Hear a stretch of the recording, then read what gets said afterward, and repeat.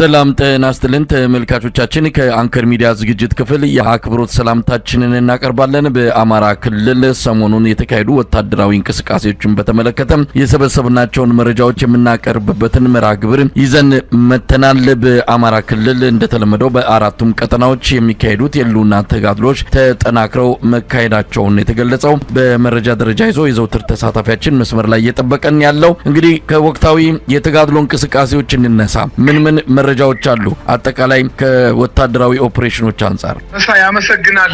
ዛሬ ጠዋት የጣናው መብረቁ ብርጌድ ዘጌ አራራት ሻለቃ ከጠዋቱ 3 ሰዓት ላይ በኤርፖርት ዙሪያ ጥበቃ ላይ በነበሩ የፌደራል ፖሊስና የመከላከያ ኃይል ላይ እርምጃ በመውሰድ 4ቱን ሙታን ቁስለኛ በማድረግ አንድ የመገናኛ ሬዲዮን በመማረክ ይዘው እንደሄዱ መረጃዎች ያመላክታሉ። ይህ በእንዲህ እንዳለ በመተማ ወረዳ መንደር 6 ተብሎ በሚጠቀሰው የፋኖ ኃይሎች ከአገዛዙ ጦር ጋር በሞርተርና በድሽቃ የታገዘ ከባድ ውጊያ እያደረጉ ሲሆን በተለይ ሽመለ ጋራ በተባለው የአገዛዙ ትልቅ ወታደራዊ ካምፕ ላይ አቅራቢያ ላይ የፋኖ ኃይሎች ከበባ በመፈጸም በአሁኑ ሰዓት ከፍተኛ ውጊያ ላይ ውስጥ መግባታቸውንና የአገዛዙን ጦር እየመቱት እንደሚገኙ ታውቋል። ይህ በመተማ አካባቢ ለበርካታ ጊዜ እየተመታ ሽመለ ጋራ የተባለውን ቁልፍና ወታደራዊ ጠቀሜታ ያለውን ተራራ ለማስለቀቅ ከፍተኛ ትንቅንቅ እያደረጉ እንደሆነና ከዚህ በፊትም ተመቶ እየሸሸ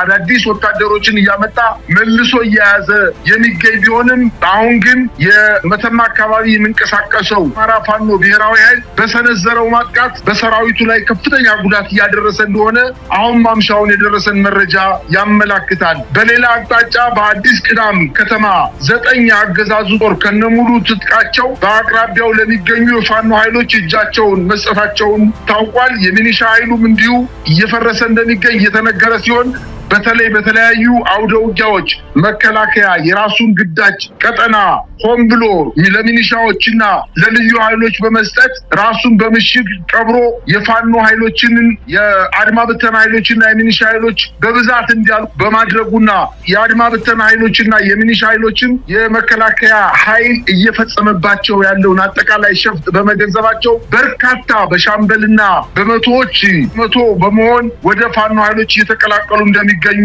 ታውቋል። በተለይ በእስቴ በርካታ ሚኒሻ ከፋኖ ጋር ባደረገው ውጊያ ከ100 በላይ የሚኒሻ አባላት በከተማዋና በወረዳዋ ከተማና በዙሪያው በሚገኙ አነስተኛ ከተሞች ላይ በተደረገው የ2 ቀን ለአስጨራሽ ውጊያ ከ120 በላይ የአድማ ብተናና የሚኒሻ ኃይሎችን መገደላቸውን ተከትሎ የመከላከያ ኃይሉ አግዙኝ ብሎ በመጠየቁና ሳያግዟቸው በመቅረቱ በመካከላቸው ውጊያ እስከመከፈት ደረጃ የደረሰበት ሁኔታ እንዳለና ይሄን ተከትሎ የሚኒሻ ኃይሉ እየፈረሰ ወደ ፋኖ ኃይሎች ከነትጥቁ እየገባ እንደሆነ ለማወቅ ተችሏል። በዛሬው ዕለትም በጋይንት አካባቢ ከ50 በላይ ሚኒሻ የፋኖ ኃይሎችን መቀላቀሉን ለማወቅ ተችሏል።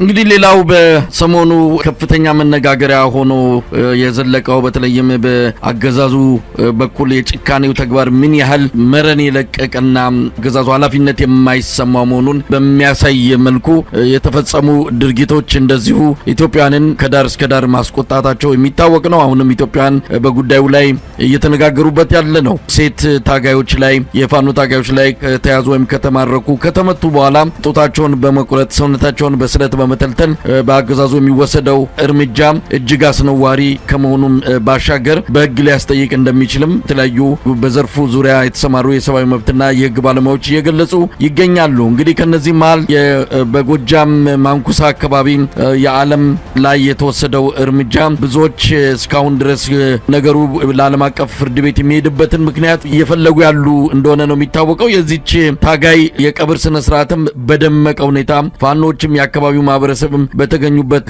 መከናወኑ ይታወሳል። የእናትየው ያዘን ሁኔታ እንደዚሁ ከአይምሮ ላይ የሚጠፋ አይደለም። ከዛ በኋላ የተፈጸመው የአገዛዙ ኃይሎች የዓለምን መስዋዕት የሆነችውን የፋኖ ታጋይን ወላጅ ቤተሰቦች አፍኖ መውሰዳቸውን የተገለጸው። ይህ በሆነ በሰዓታት ውስጥ ደግሞ ሌላ ዜና ሰምተናል። ከፋኖ አካባቢ እንደሰማነው ከሆነ በልዩ ኦፕሬሽን የታፈኑትን የዓለም ቤተሰቦችን ማስለቀቃቸውን ነጻ ማድረጋቸውን ነው የተመለከተው። እስቲ ምንድነው በዚህ ዙሪያ ያለው አጠቃላይ ሁኔታ?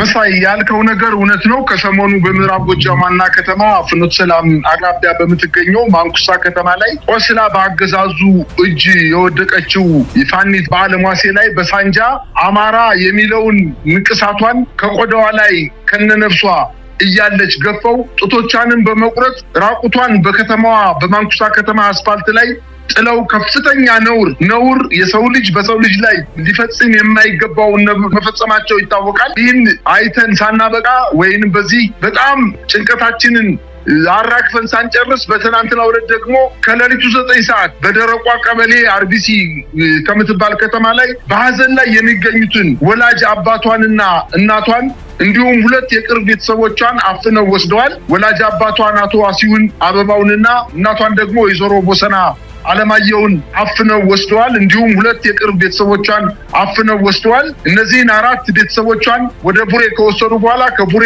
ወደ ፍኖተ ሰላም ለመውሰድ በዝግጅት ላይ እያሉ የአማራ ፋኖ ብሔራዊ ኃይል ቴዎድሮስ እዝ በተለይ የሴቶች ጉዳይ ኃላፊ ፋኒት አይናዲስ ዋለልኝ እንደተናገረችው ከሆነ ታፍነው የተወሰዱትን የሟች ቤተሰቦችን በልዩ ኦፕሬሽን ማስለቀቅ መቻላቸውን ገልጸዋል። እንግዲህ ይሄን የነውር ድርጊት በጣም በበርካታ ቦታዎች ላይ ሊደጋገም እንደሚችልና ይሄ አካባቢ የጎጃም አካባቢ ሰከላ፣ ደጋዳሞት፣ ቋሪት፣ ቡሬ እንዲሁም ኪሊልና ወደ ኮሶበር አካባቢ የሚደረገው ከፍተኛ ውጊያ የፋኖ ኃይሎች ብቻ ሳይሆኑ የአባት አርበኞች የከተማው እና የገጠሩ አርሶ አደር የቃታ ብረቱን እያነሳ ከፋኖ ኃይሎች ጋር አብሮ እየገጠመ በመሆኑ ማህበረሰቡን ለማሸማቀቅ ሆን ተብሎ ታቅዶ እንደዚህ ጨካኞች ናቸው እንዴ ከእንግዲህ በኋላ እነዚህ ጋር ተጋፍጠን ማሸነፍ አንችልም ብሎ ህብረተሰቡ ሞራሉ እንዲነካ ለማድረግና ሞራል ለመስበር ያደረጉት ጥረት ነገር ግን በእነሱ ላይ ተመልሶ እንደገና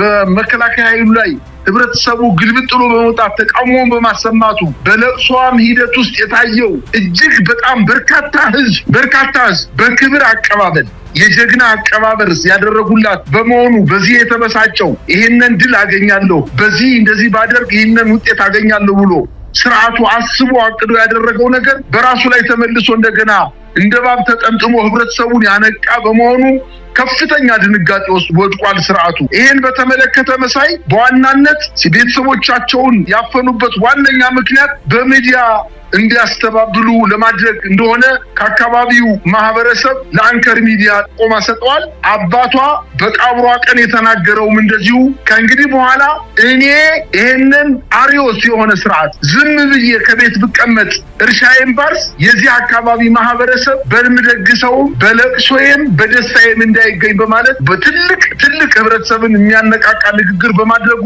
የአገዛዙ